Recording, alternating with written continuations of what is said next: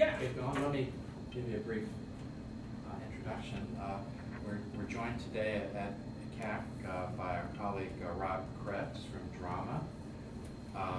He's going to talk about interactive design in contemporary drama production. And thank you very much in advance, Rob, for putting this together and taking the time to be here with us. So Thanks for having me.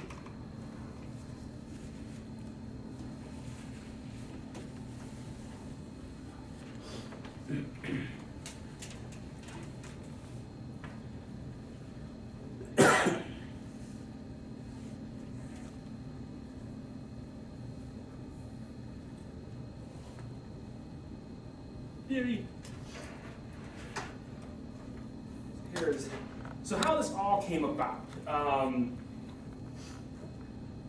A few years back, go to the interwebs, not my email. Oh, I know, your processor's screaming at me.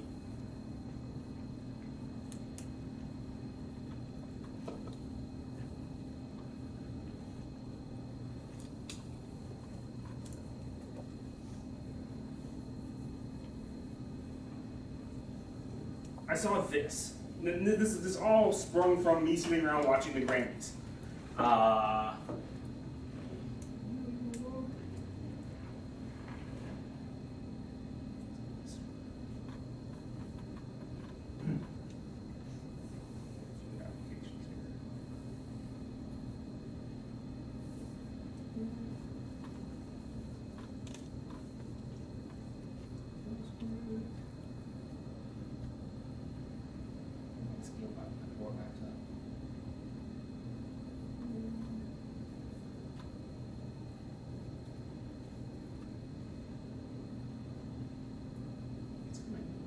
So then let's see, the Grammys where Carrie Underwood had a dress projected on. no, I And eventually we will, once the interweb lights me again. There we go.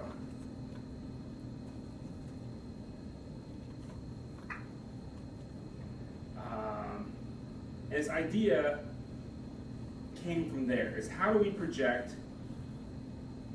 onto people, or light onto people, or get imagery, get lighting, get the entire theatrical experience so it's more interactive versus what we have now, where an actor comes on stage and the lights come on and the music comes up and something happens, and it happens the same every night. When we're taught acting and we're learning acting, the idea is that an actor, it's fresh and it's new and it changes every night. But from the technology side, it is the same every night. The same person gets told to push go, responsive. I want you to wait. The same person pushes go at the same time every night, and the same thing happens every time. Well, what if the actors had an ability to become an interactive part with the technology of what's happening on stage? So the first time I saw something that I was like, oh, well, that's going where I want to go. Oh, you know you want to. Here we go.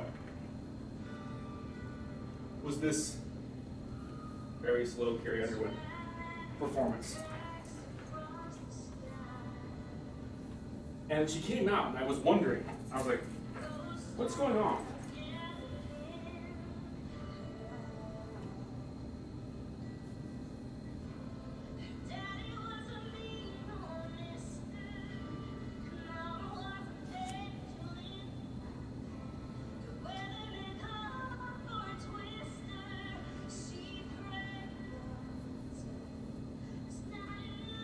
Why is she standing so still? What's going on? And this was the year that they said there's a dress code at the Grammys. No skimpy dresses, no flash, no glitz, no glamour. Carrie Underwood has a production designer whose name is Raj Kapoor. So she got together with him and said, well, I still want to do something super spectacular.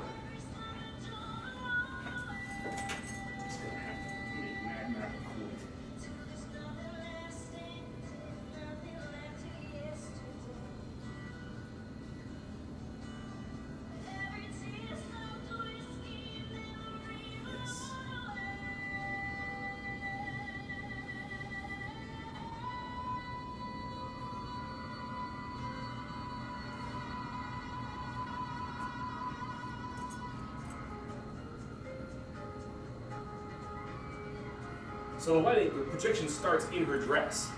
So all the video content's been customly created to fit inside of her where she's standing.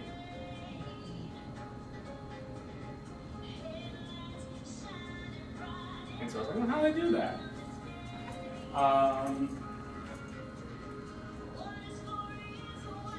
And it gets more impressive as it goes along. Like the projection grows and becomes flowers, and eventually becomes butterflies and bursts off of her gown.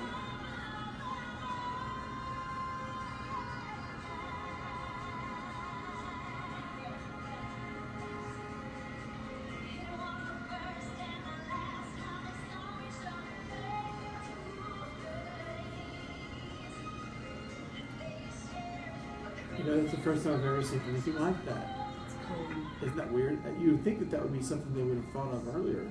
It was, people have thought of it and tried it. I did something similar like 5 years ago with a 35mm slide projector Yeah. on a person. But the ability to get this type of quality and to be able to compensate for a little bit of movement was where we were going. She just has to stay real She has to stay very still. You can see she's acting like her feet are bolted to the floor.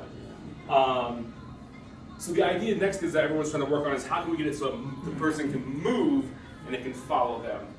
And you think there'd be a lot of demands placed on the actor if the lighting everything's interactive? But that's the idea is that it won't place any demands on the actor. Uh-huh. That the actor will act and move like they naturally would on stage, and those of us behind the scenes manipulating all this gadgetry will keep it so it's not an interfering part of their performance.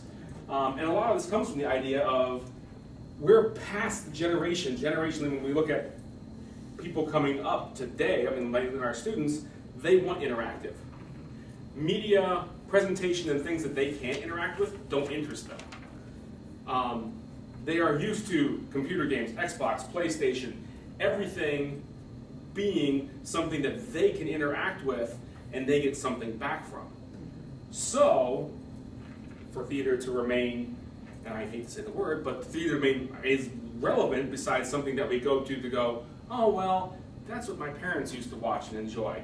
How do we still communicate things to students in a live, or even to young people in a live arena that they feel they can work with and get something out of it, put something into, and that still creates a sense of wonder for them because they don't have a sense of wonder.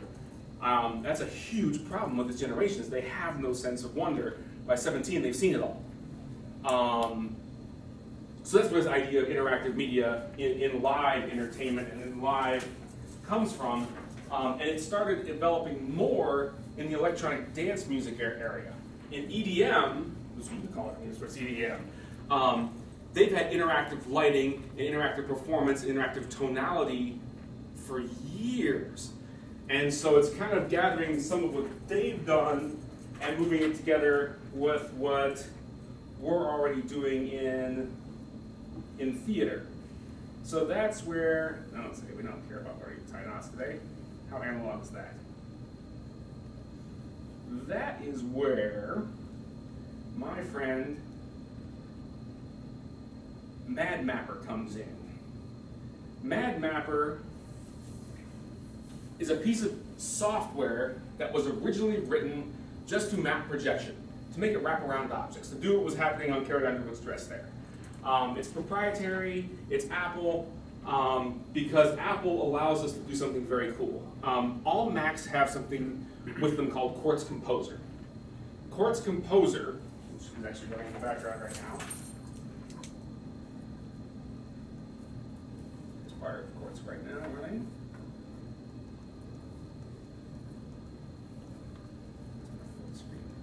Is that part of one of their software programs, or is it? Yeah.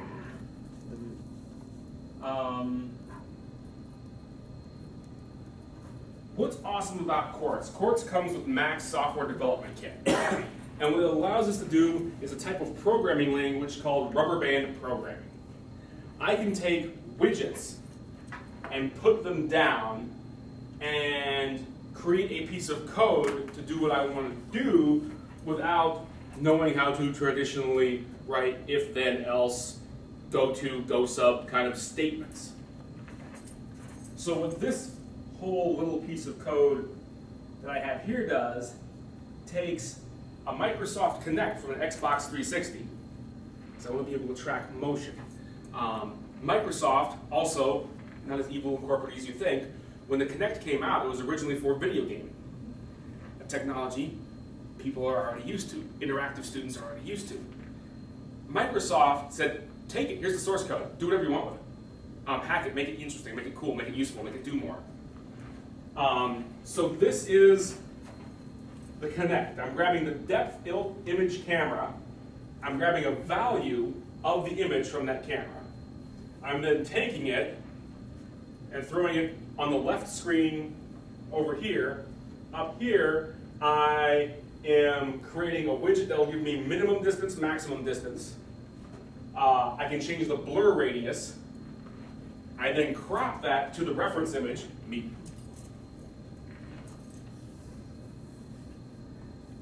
Then I'm able to layer another image on top of it and output it over here using something called Siphon.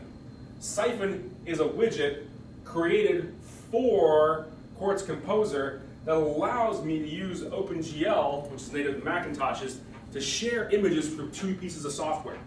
So I can create an image in one piece of software and then add it to another piece of software without having to write a bunch of fancy nonsense in between. The great thing about Quartz Composer is, again, Apple says anyone can write widgets for it. It's just like writing stuff for apps for iPhones and iPads. They'll give the developer kit to anyone. Anyone can write an app. Basically, this is a super easy way of writing software for a Mac. What it gives me is over here is my viewer. And so my little Kinect camera here, hey, my tilt. So that tilt command you saw gives me a slider that changes my tilt command. Blur, blur, min, max, distance, all of that. So that's happening in Quartz Composer. Siphon allows me to go into MadMapper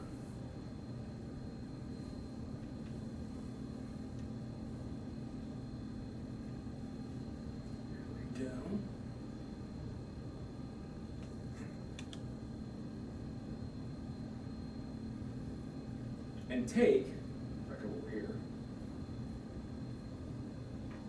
images in here. My doubler.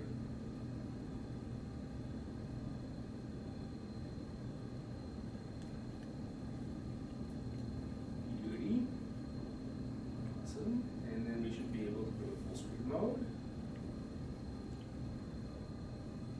Have something over here.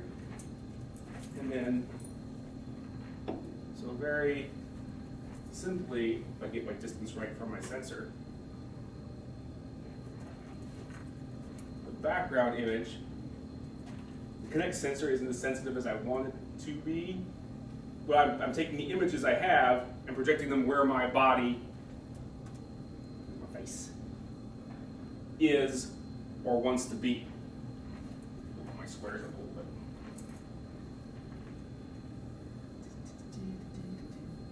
I can create as many surfaces as I want. Let's actually go over here and try and use some of the surfaces. A widget is like a phenomena component. You just put them all together for the total what you're trying to achieve. Yeah. Oh, okay. I go on horizontal lines. I combine that widget with and you put it in like a flow chart. Well, what you're doing is it's a little bit. Turn on the layers off. What I was trying to do before, those were all tacked so tightly. We're doing the Tempest right now, and the idea is that Ariel can come out, come on stage. We'll have, right now I just have that test grid of images happening, and conjures the storm, and the storm clouds will come up, roll up over her body, and then as she walks away, boom, the storm happens behind her, the image collapses and goes away. What I'm finding is the Kinect sensor doesn't have a lot of depth. So where I've gotten so far is going, what's the thing about depth? So I'm now looking into better and different sensors to try to get more depth of field. There's a couple things out there, things that they're using that like 3 $50,000 a piece or something. The whole idea for this is to do what they're doing on a college budget right now and kind of hack your way into creating what they would spend $30,000 in Vegas for like $300. So that's where Connect sensors and stuff came in. There's a $230 version of this sensor. That's the Connect for Windows. That's a little bit more sensitive and designed for Microsoft Windows. So I'm probably going to bump up to that sensor next and see if that changes my depth of field and gives me more ability for an actor to move around and have more fun. So I'm probably going to experiment with the little one. It may not work for the Tempest because Ariel will literally have to have a sensor like floating here in front of her. But our dance department does a spring dance concert, so I'm going to work with a solo dancer who's not going to care about that as much because it's more about creating a whole kind of presentational art thing and incorporate that there and see exactly how far I can go working with just one dancer, one piece of music. The idea being, there's another piece of software you can use with this called Ableton Live. Ableton's traditionally been used to create music. Well, again, this sensor can take tones from Ableton. Ableton can generate a tone. As the dancer moves, that tone can be bent, pitch can be changed, tempo can be changed in that same one note. So as the dancer moves, not only will the video move, but the tonality of the music will change, so the dancer's creating their own music as they move in space. So it becomes this entire idea of interactive performance, where the performance changes every night because the dancer may change their moves based upon the inspiration they're getting from the music, based upon what their body's doing. So they put on a movie, you have a different musical tone, or Right. musical Phenomenon every time based upon what a person's body's doing in space. So yes, this could have things like piece of installation art, where just a person walks into a room, and based upon what they do, they create something. And again, this comes out of the electronic dance music culture, where they're doing this with 4 or 5 or 6 different dancers/DJs who are creating entire beats with different sensors going to different computers, all coming back to a central system. Well, most basically, it comes out of jazz. Yes. It comes all the way back to Moog and him creating LFOs and all of that other stuff, in the original synthesizers. But it's a synthesizer with a body. That sounds like such a millennial thing. Yeah, it is such a millennial thing. Oh, boy, And the millennials it's love it. My students love it. They love to get into it because it's what they want and it's how they want to create. Because once you get past all of this front end, the actual presentation gives them, sadly, the instant gratification they seek. The piece of art they create is instant and it only exists at a moment in time, which is also a very cool thing. It really exhibits that this piece of art only exists right now. And so you can kind of teach these things like this is, living in the right now is very important. And it's an important thing for an actor, and it's an important thing for an artist and a dancer to capture the right now. And when you do a project like this, it does, it's only right now. As soon as they step out from the sensor, the whole thing collapses, it shuts down, and it doesn't exist anymore. That raises an interesting question, because you said students today lack a sense of wonder. Yes. That's what you said. Yeah. So aren't we catering to that by emphasizing this instantaneous gratification? Maybe that's why they lack a sense of wonder. They're too used to instant gratification, and we're just making it worse. I think we're giving them a springboard. This is a starting point. They see, okay, well, I can do this. Well, what else can I do? This taps into that. For my students at least, it taps into that, and it gives them, they can see results. And they get results, and they're just creating off the cuff and very improvisationally in a medium they understand. And a medium that's becoming more and more the medium. We're talking about I just read a report in 10 years, it's going to be a demand in 20 years that all cars have onboard chips that talk to other cars. So every car on the road is a gigantic network responding to each other. This is where, Google Glass technology, all the technology is coming forward towards making our world bigger and smaller. It's very rare. It's bigger and smaller at the same time by instant interaction and things happening out of space. And yes, I know, my colleagues that do opera and ballet completely look at this and go, well, they'll never touch that. And I was like, but that's awesome. Like, you don't have to. It's never going to be mandated that this is how things are created in the future. But I think Chicago's art scene and theater scene is very improv driven. I think there, in those areas, this is going to be a hot item, and this kind of technology is going to be a hot item because that's how those artists want to work. It's not, again, it's not everything for every art form, but I think this becomes an art form that's very interesting. And I've been talking with like Tiffany and Robbie and stuff going, what if we create a sculptural piece and we project onto the sculptural piece, and then the tonalities on the sculptural piece are based on how the dancer changes, and then we bring in Dr. Murato and he plays something on the keyboard, but that's bent and changed and distorted based upon a dancer, and so it becomes a multidisciplinary, multimedia project that is essentially it's performance art. It's what performance art, it's going back to the 60s, it's going back to beat poetry and improv and all of that. It's just now technology is to the point where we can now improv and play with all these other improvisational artists. It's going back to Wagner. But yeah, it's improv technologically, which is something we haven't been able to do before. It's been go. In the tech world, we've been literally those little sippy birds in the 70s that had the water in them doing this to have that trigger happen every night. Now, the performer has some sort of say in what their technical element is. They still need us because this front-end programming's been a nightmare. I've had more fails than I can count. Yeah? I was going to ask you, Carrie Underwood stood still over there in order to project, but what you're talking about is a step further than that. Is being able to move and keep the projection tracking with you as you move. Well, if that's the case, then operas would be more interesting because they become more dramatic and they don't have to spend so much money on the scene. And that's part of my idea is, and I'm hoping that people will see that, is that this can be integrated into those art forms, so those art forms remain interesting to an audience, so they don't. I don't want to usurp or take over, or think that this is going to take away from that. All technical theater, all technical parts. I have a saying: no one should ever leave a performance whistling the scenery and humming the lights. I don't want the technology to upstage the performance. I want the technology to be more integrated into the performance. It's not about making the technology the star, it's about making it another instrument or a tool that the performer can play.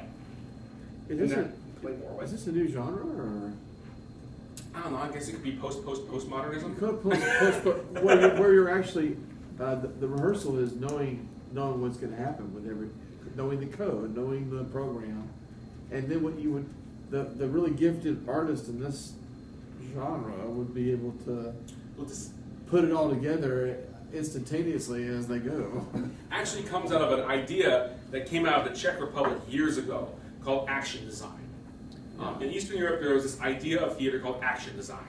And that when the theater rehearsal process started, you've cast a play, the designers have not pre-designed anything. They come to the rehearsal and they start to sketch and draw and create as the actors move through space and build the rehearsal process. And it was awesome because in Europe, they'll rehearse the play for 6 months, they'll rehearse it for 8 months. You ask an Eastern European director, when's this play going to open, and he'll tell you when it's ready. So this idea of action design was brought to the US by a man named Joseph Spoda, and Spoda was just huge in Prague, amongst, he was kind of Adolf Appia before him, Robert Edmund Jones, and the dramatic imagination. All this theater history came through this idea. Robert Wilson, who's speaking at Rice University recently, deals with this. He's done plays that last 3-4 days. And everything is, he'll have actors and he'll clap his hands and they come and they move on a beat and they stop and they turn and they say a line. And that line just rings out for a while. Then they stop and they turn. So this is going to let kind of that action, it goes back to that idea of action design, where we don't design and give the actors something to play with as a dictation, but the world we create, we're creating with them through process. Instead of going, here's your platforms and your backdrop, and the light will come on here, and if you're not there, it's not going to hit you. So, but if that's not, if I walk into a room and I say the same thing, I'm going to walk in and stand somewhere different and say it different every time. Sure. So, hopefully, it gives more freedom to that idea of creating an interesting world that changes daily. Is there any kind of form you want to be able to adhere to? Like if there's I mean, when I do something, can I expect something? Yeah, I mean, eventually there will be some sort of rules. So every time I do this, a bell will ring. Every time, you know, if a bell has to ring versus the script, that will happen. This is really just kind of free flow right now. I've not nailed anything down yet. What kind of giftedness would it take to really get good at this? Because I'm learning it, and like I said, this whole thing is kind of a web community together that's doing a bunch of this together, which is another interesting idea. The community that's grown this has grown out of like internet forums and Reddit and these other bizarre places where, again, the millennial generation hangs out and exchanges ideas in a completely different way than previous generations. So, Like a video game. I don't know, it's kind of, I'm kind of trying to bridge the gap, you know, and try to come up with something cool, you know, but like I said, I don't want to dictate, you know, I'm not telling Chase, Ariel, I mean, there are certain limitations. Ariel has to stand here to be in the projector light, because my projector can't pan, tilt, and move, but once she's in the light, yeah, she's got some freedom to be funky and do whatever. And it's going to fail a bunch, like, oh my gosh, I spend nights sitting at tables going, why aren't you working? It's supposed to be so simple. But yeah, I can show you, let me switch over to this other projector and kind of another, well, I've got some good videos here of when I started all of this nonsense. Go away. So it's like a dual artistry. Yeah, I mean, it's collaborative type. It's computer nerds making art. It's nerd art. Nerd. Nerd art, I like that. But you want to know your actors enough to where they. So this is just me, the old coffee table over Christmas break. So that's me, and there's a flower being layered on top of me. Oh, I see your hand now. Yeah. Okay. I see. So- Oh, okay. That's cool. Can you do that one more time? Yeah. I'm slow. You can see my face. I get up real close.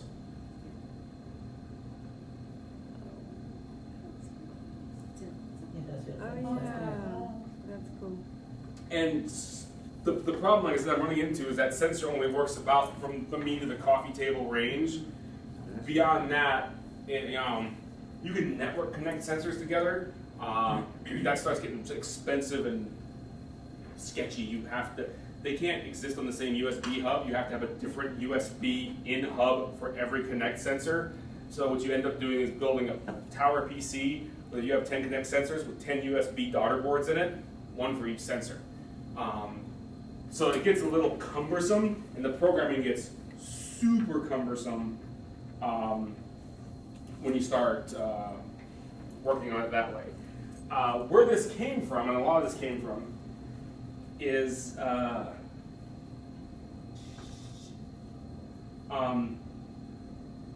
Trent Reznor from 9 Inch Nails started doing a lot with this at his live performances as well. And he's the first one I saw using Connect sensors. Because he has one on his mic stand and he sings into it, and it takes his face and projects it out around the audience. And so that's where I got the idea for the Connect sensor from too. And then I went to applied for professional development in the fall and went to LA in December and met all the designers who are doing this for Trent Reznor, for Carrie Underwood, and got to pick their brains. And I said, so how are you doing this? And they're like, well, we do this. Well, how do you program it? Well, we're not going to tell you, but this is what we use. So there's a little holding on to the idea there because everyone's doing it. No one's paying them a lot of money to do it. So I went and kind of met the idols of the industry that are at the forefront of this. Thank you for the college for the professional development. I invited to go do that, and came back over Christmas break and just spent a big chunk of my break at the coffee table while the kids were asleep, going, how do I do this? And I've got to here so far, but I am not being thwarted by any of this. I will win. When you did it live, was it 3D with people? Can you do? Well, yeah, that's- like that's- he was sitting there floating in front of your face, or? Well, like if I go to this projector over here and load another Mad Mapper program. No, look at the changes I made.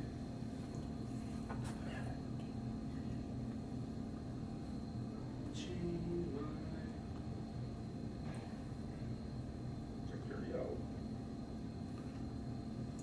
Destination, no.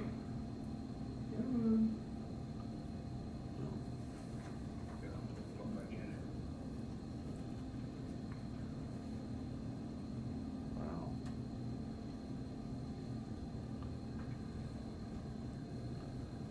There we go.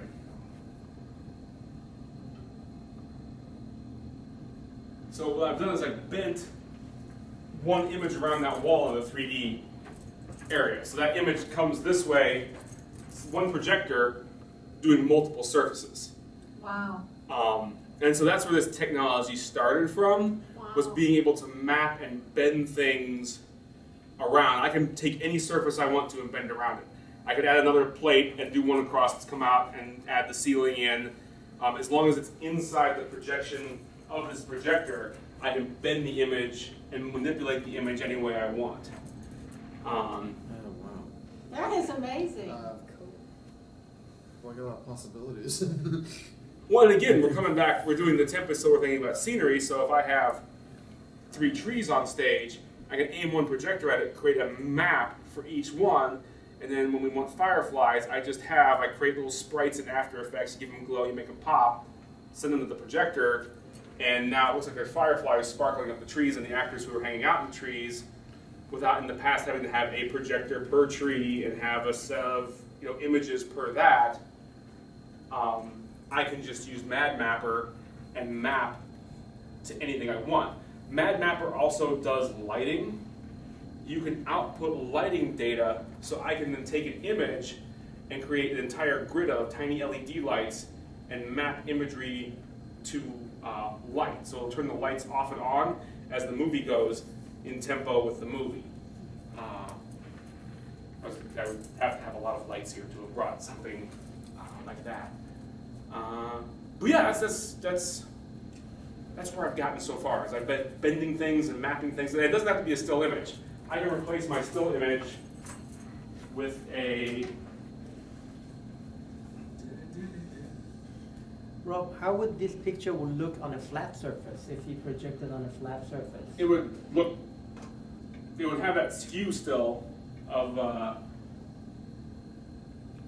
the wall. I can bend it here real quick. Okay. And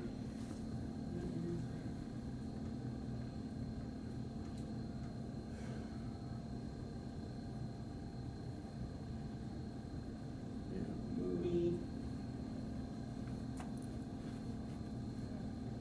What program did you say you used? It's called Mad Mapper. Mad Mapper? Yeah.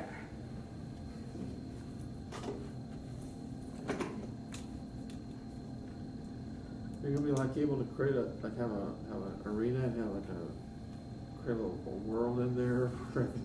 Oh yeah, definitely. There's projections You everywhere. can do and they'll have, like, multiple 3D. projectors. From one program, you'll have projectors, and literally create like an environment in there Yeah. where the actors are like, you can sit there and float in front of you or take off.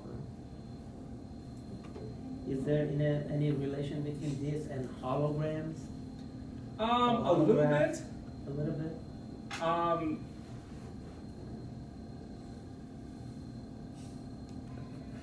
So if I swap, now you see the movie just wraps around. It's moving a little slow just because my laptop doesn't quite have the juice for this.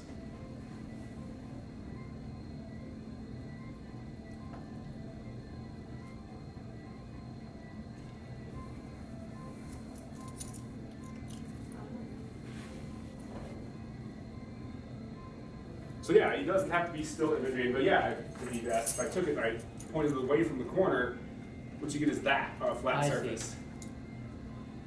Oh, that's so cool. Now, does it use I mean, how is it doing that? Mathematical calculation? It's honestly, let me double up my screen so I can show you what I'm seeing over here. Smoke and mirror. It's smoke and mirrors. Yes, it's magic. That's why I always tell everybody, go, how do you do that? Magic. That is so interesting.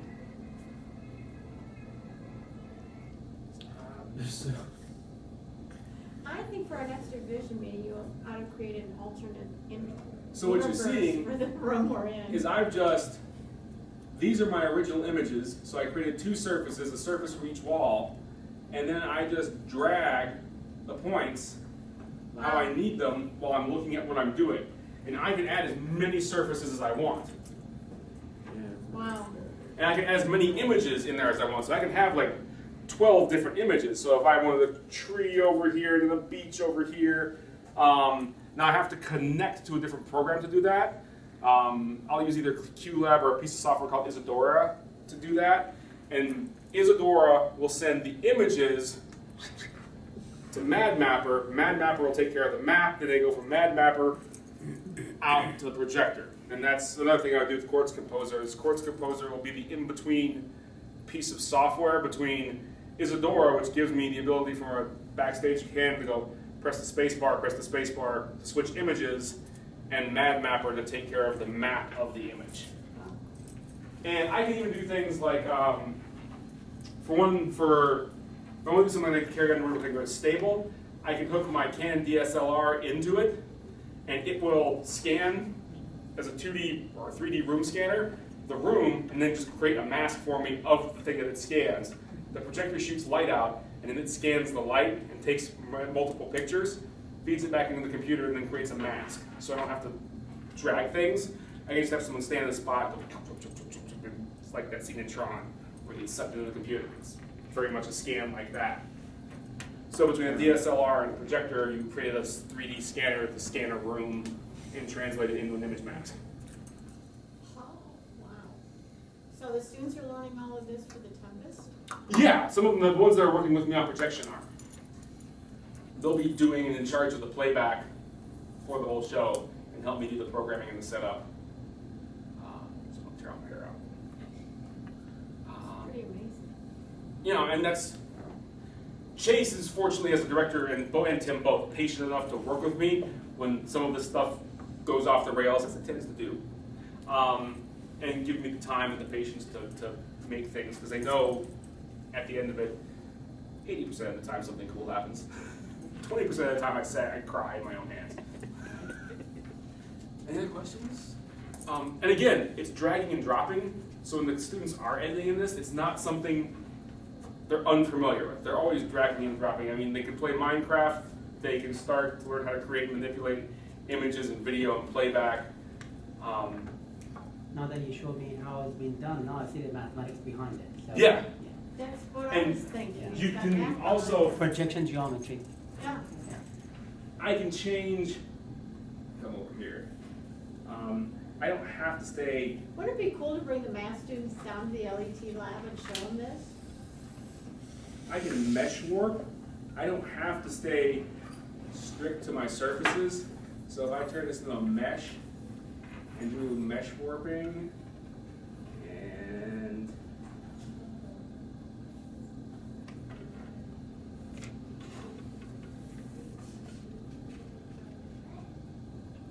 there we go. So now I can start doing curvilinear stuff. And start getting some really weird shapes. So I'm not just stuck to squares and rectangles and triangles. Let me go here where I can see it.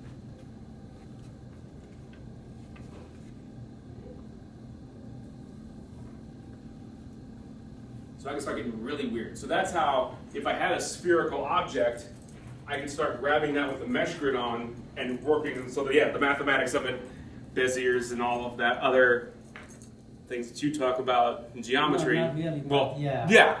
But the math is there Yeah. For sure. And even when I do things in Quartz Composer, to have things exist in space, there's a mathematical equation that Quartz Composer has to do, and sometimes there are math widgets in that, so we have to put in the math to make an object be where we want it to be in space. Well, remember these programs are shell made over shell made over shell. To give us a GUI in front of it, yeah. So the basic program probably has transformation of the coordinates of this point from one point to another point through a mathematical formula. So it's just When you say shell over shell, you talking about from the big picture to the medium to the small and the particular? So just that you know. And they program it in shell, or is that? Yeah. No.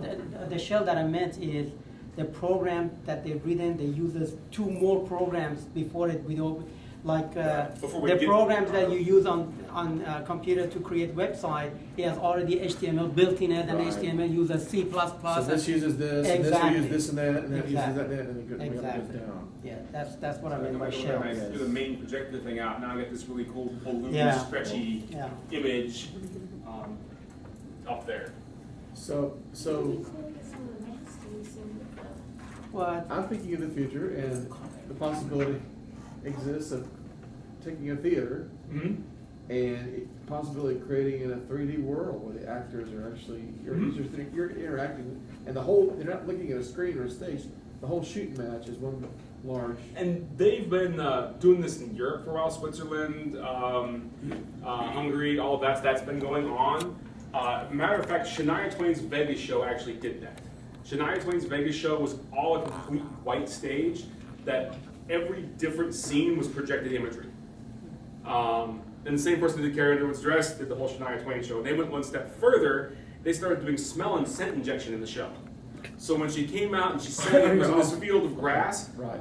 they injected scent into this 4,000 seat theater at Caesar's Palace, so it smelled like you were in a field. It starts to rain little drops. So it was, again, that idea of interactivity and audience, you know, Engagement. breaking that fourth wall down and making the audience feel like they're a part really in a world versus we are out here watching. You know, that's what we can give you over television. That's what I can give you over a 3D movie, is I can give you more interaction because it's an all-encompassing environment versus just, oh, I'm watching this thing here. What's so interesting about that, that's when we started getting into the high Renaissance, when they went from you being a watcher outside of the religious paintings as a part of the painting. You're part of the group that's in the painting. Right. Wow. Well, that's some people. I think, I don't know, there's two groups that people find me crazy, people who find me interesting, So cool. especially outside of industry. But lots of people are, I'm not by any means the only one doing this. But yeah, any other questions? This is kind of. Well, it has a lot of applications. A lot of operatic productions are limited because of the budget.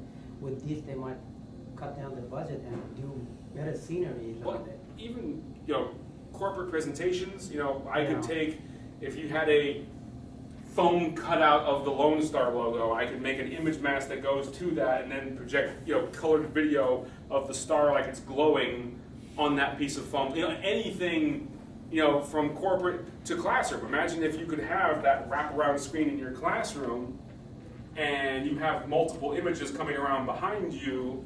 It's all programmed front end. It's found uses. It's found uses in Vegas. They're now doing large multiple screens for sports booking.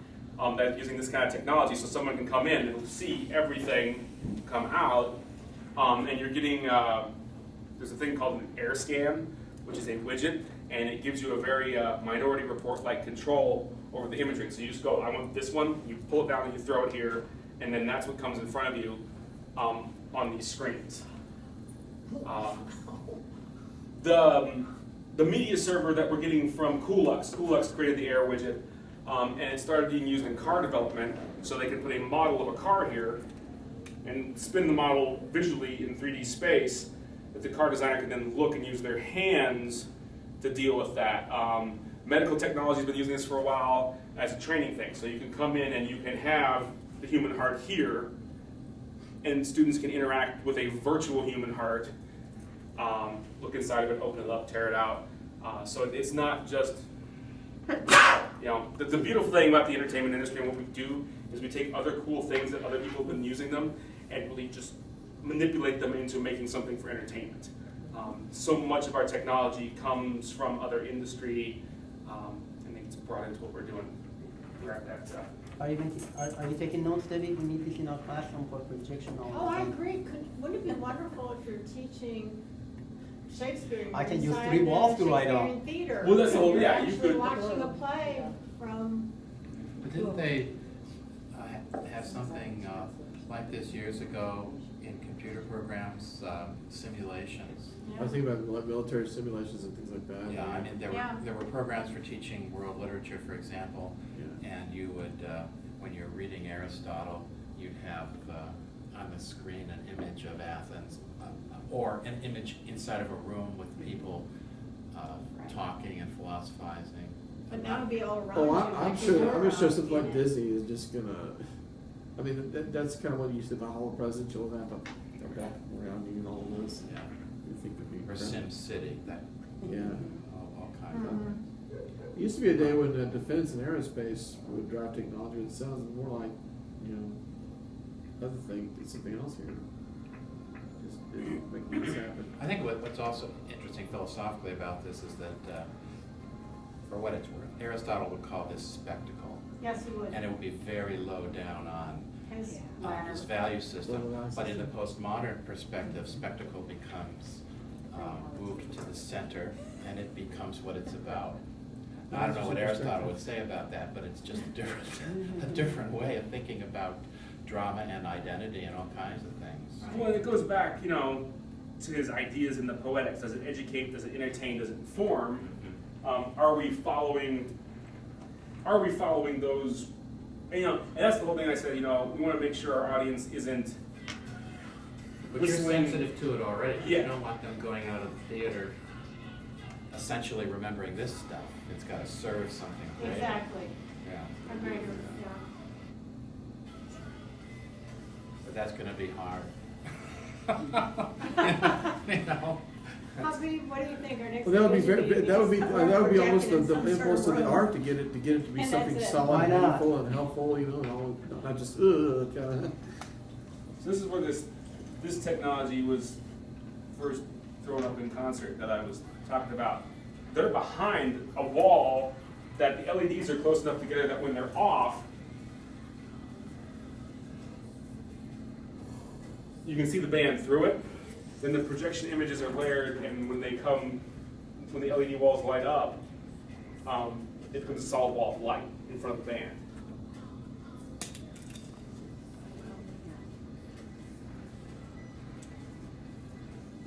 But these are not projection, these are LEDs. Well, yeah, a projection now refers to LED as well. I mean, where we're going technology-wise in the industry are these 18mm dot pitch LED walls, because now I don't have to deal with projectors and projection angle and shadow and all of that. It's That's what you were talking about 2 years ago, the big LED wall that had just come out Yeah, of the Sunset and- Conference. this one just premiered this summer, and 9 Inch Nails saw it, so they had to have it before it was even released to market.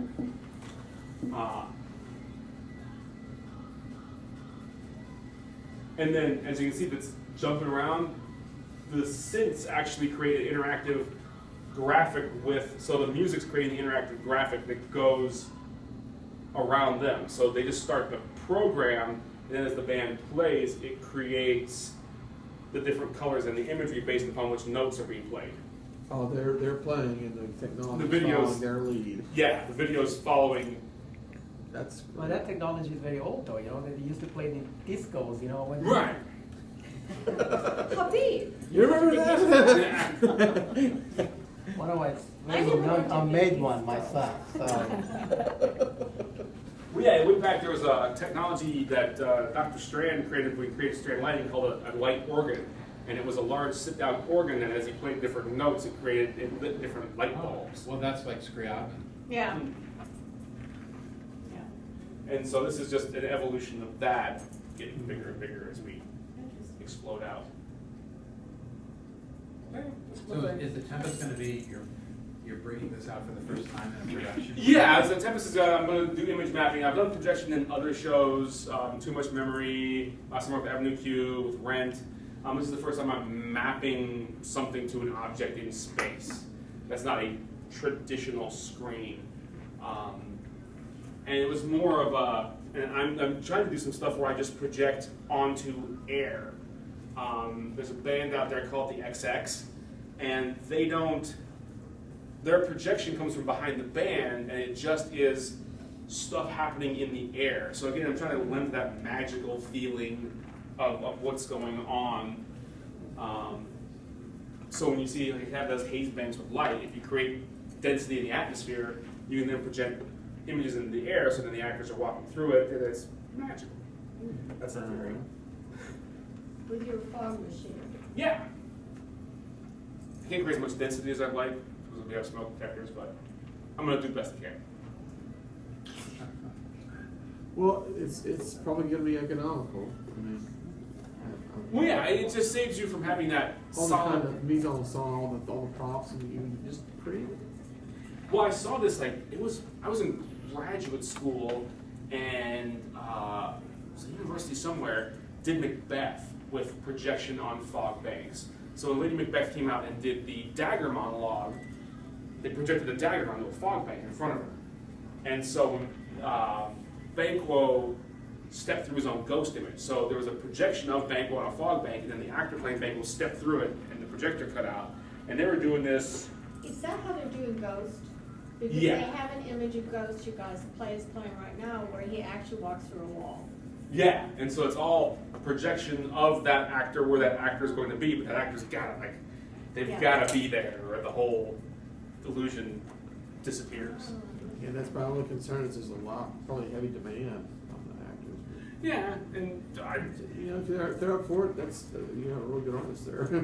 and the beauty of our actors is since they're students, they're up for it, and if it goes wrong, you know, Chase and I always treat all of this as an educational experience. That's right. You know, this is a class first, a performance second. So any experience they have that furthers them is a good experience. Things in the back, they're lights, but they are on mechanical trolleys, so the entire wall of lights can move and raise and lower the ceiling and expand and go out. And Trent Reznor is very involved actually in his own productions. He designs and works with his team. They're from Montreal, and works designing his own stuff. That's why he has a bunch of awards. Aren't your students are very excited about this? You know, some are. I mean, it's one of those things. It's all students. I mean, some think it's awesome. Some don't get it. You know, but the ones that are, they're the ones that are there all the time working on it and being super, super involved. It's really helpful to see the arts department when you know, it's not just performance, it's actually class, you're stretching, you make mistakes, you grow, you just try new different things, and I you did do, board. do your best. You just try, it's a school. Did you work for in entertainment before becoming a teacher? I got, when I finished my bachelor's, I worked for 3 years before I went to get my master's. So I spent 1 year at an opera company as a welder and a carpenter, and then I spent 2.5 years, halfway through the year at the opera, I got a second job working in a 1,000-seat auditorium as their front of house audio engineer and their lighting person. And so I was doing all the rental concerts, and I designed Miss Alaska, Miss Teen Alaska, Miss Preteen Alaska, Children's Theater. Puppy Alaska. Yeah, if there was a pageant, I had it. I spent 3 years as a pageant designer. I'm so glad I don't do pageants anymore. Any boo no more? Yeah, no, just Mr. Alaska, I did the bodybuilding pageants. Like it came, and bizarre things like I was front of house audio engineer for Chuck D when he came to Alaska. So Chuck D, former Public Enemy, NYU grad, blah blah blah. Needed the front of house audio engineer, came to do a spoken word tour, so I ended up like in Chuck D's crew, like rolling around. It was very bizarre. So I did a lot in the industry, and then in graduate school, I worked at the Colorado Shakespeare Festival, the Idaho Repertory Theater, and for Festival Dance of Idaho. And I also worked with the Anchorage Classical Ballet Academy and Royal Winnipeg Ballet when they came to Anchorage as their designer. So yeah, I toured Russia in '97. Yeah. Um, Hope you had better facilities than what the news people are getting. No, I mean, everyone's going over there going, oh my gosh, blah, blah, blah, Russia. I was like, yep, same as it was in '97. Don't drink the water, don't go outside. You have to Don't wash your face, head don't cells. rip your face off. There's a lot of sulfur in the water, especially down, I was in a town just north of Sochi called Voronezh. And it's where Peter the Great used to build his navy. We were doing, it's funny, we were doing a show called A Piece of My Heart there, which is about Vietnam nurses. And we were getting a lot of Russian Afghani war vets just like in tears in the audience and not even understanding the language completely. It was a really moving experience to have at like 22 to go over and take a show to Russia in college and tour it for 2 weeks. And so yeah, I did lighting in Russia, and that taught me a lot. It taught me you can bargain anything in Russia, anything. I ended up paying $50 American to get our set through customs. That's not bad. No, it wasn't. In '97. It rise above. I said, there you go. So there's the wall on it. It flies up above and it comes down. Yeah.